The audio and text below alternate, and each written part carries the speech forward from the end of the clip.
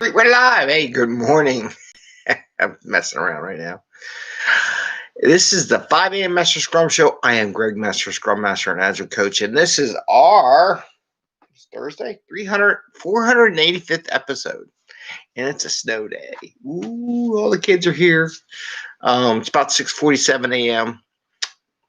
Been up and hanging around for a while, just checking stuff out and see what's going on. But I wanted to get up early and get on the YouTube, getting that rhythm, right? And get into the regular activities. So hope you're doing well today.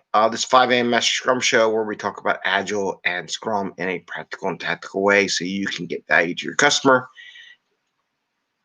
and not work 60, 80 hours a week to get that value and get home to your family and friends to enjoy life and have a little fun in the office and at home.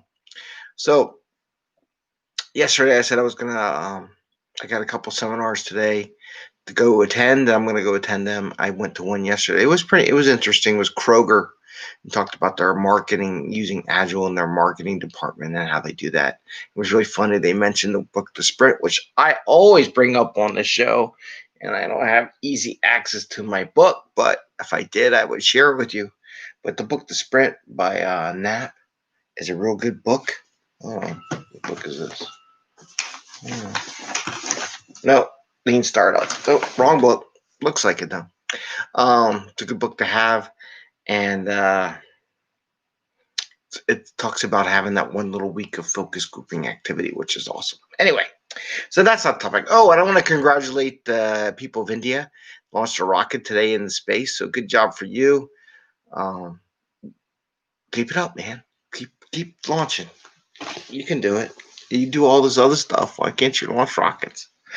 So, title is Plans, Oh My, and Trading. So I want to talk about two things. I want to talk about how a plan helps visualize some stuff. We'll talk about that. And then I'm going to talk about trading complex for simple stories and how to maintain your velocity. Today's a snow day here on the East Coast and Northeast Coast. So it's a good day to talk about what happens when people aren't available to help you produce what you normally do, right? So, planning. This is the way I envision planning. Well, one, if you say there's no plans in Agile, then you're totally wrong. Okay? I'm going to tell you right now, you're totally wrong. We plan all the time. We just plan in smaller pieces. We don't plan months and months and years out in advance. We just plan like every day with the daily scrum and during this time box of the sprint. And sometimes if you do scale and safe, you kind of plan for 3 months. That's it. As far as we go. We don't plan anymore because it's a waste. It turned out, everybody knows it's a waste to make all that work. We don't do half of it. So why spend all that time and money writing down requirements and stories and epics and this and that for stuff that we're never going to do? It's a waste of money, waste of value to the customer. You should be spending the time building product and getting it to the customer's hands. That's what we do. So, but what do plans do? They help you visualize the risks that could potentially be there by sitting there and take your sprint planning day and laying out all the work you want to do.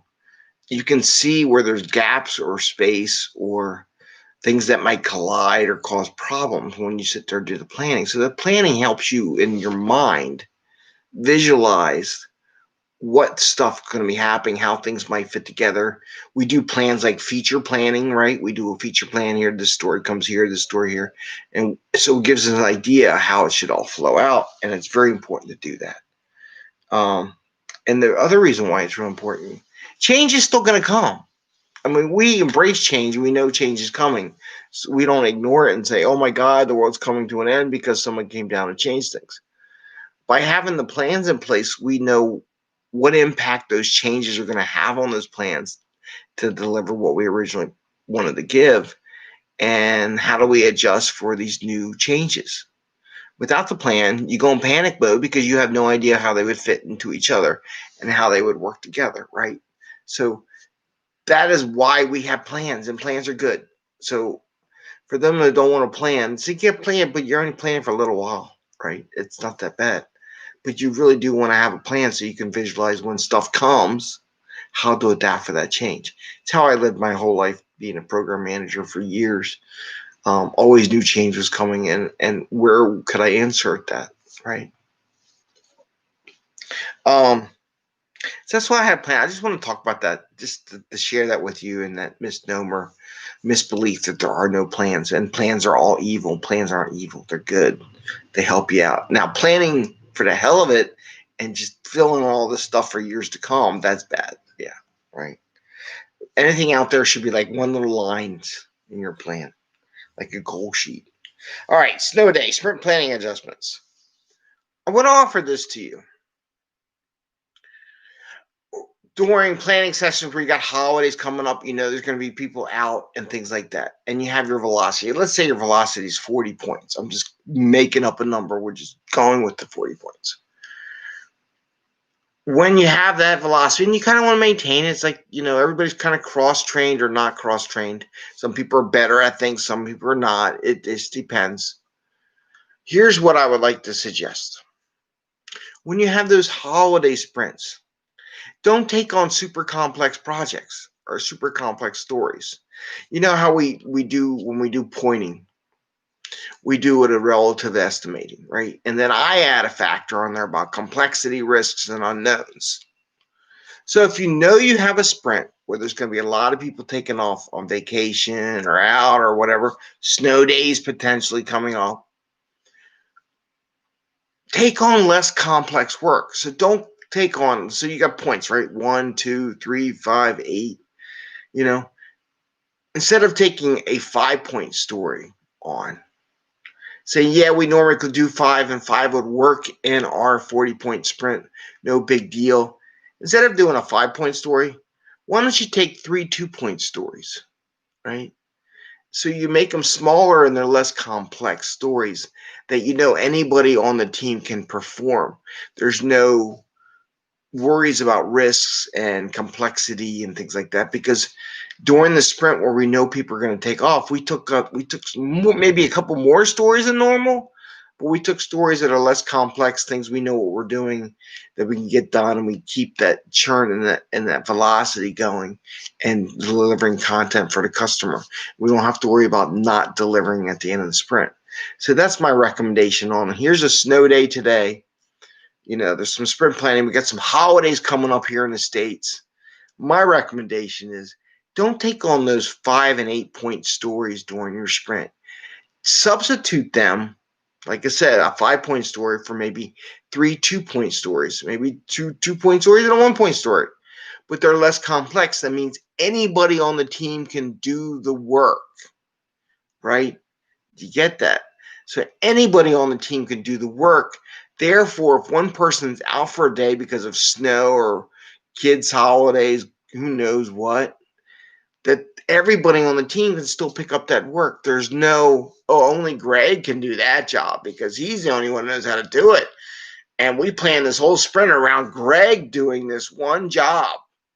So don't do that. You have the options not to do. You can be creative with your backlog for your sprint. So I wanted to share those two things, especially on a snow day, a way of thinking about your sprint backlog and how to set it up for success and not for failure. So again, a couple things. Plans are good, so you understand what you're capable of doing. And when change comes, you know how to react and how much you can fit in and where you're going to be at and what do you need to do when you're done the change and you want to get back to where you're going. You have a good, and also you can set up a good stopping place, right? If you have a plan and you say someone's bringing this in, okay, but if you give me until like tomorrow, it's a good stopping place in our plan. We can put all this up, save it, and we can easily pick up on it later because it's just new work and we don't have to redo the other stuff, and then we'll take on this new job, right? So that's one. Plans are good. We do plan all the time. Anybody tells you we don't plan in Agile, my advice is to kick them out of the office right then and there and say, you don't know what the F you're talking about, right? Get out, because you just brought up something that's really stupid. Anyway, and then the last thing is snow days, holidays. Take control of your sprint backlog. Don't take on, even though you got 40 points of sprint. Oh, we can do 40 points. So we're going to do a couple 8-point stories, a couple 5-point stories, and then we'll do the rest.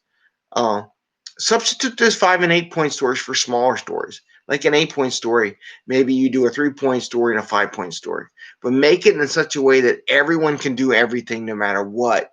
So when people take off for the holidays or out for snow days or whatever, everybody else can still pick up the work and you don't really get a hit in your velocity. Okay? Have a great day. Give us a thumbs up. Tell your friends, share what we got. Ring the little bell so you get notification when we go live. And I hope you have a good, safe day here in the Snowday on the East Coast. And congrats to India for launching a rocket today. Keep it up. I'm looking forward to it. I saw that this morning. I didn't know it was doing it. I was like, ooh. So at 5 a.m. in the morning, I'm watching a rocket launch. All right. Take care of y'all. Have a great day and happy scrumming. See you tomorrow.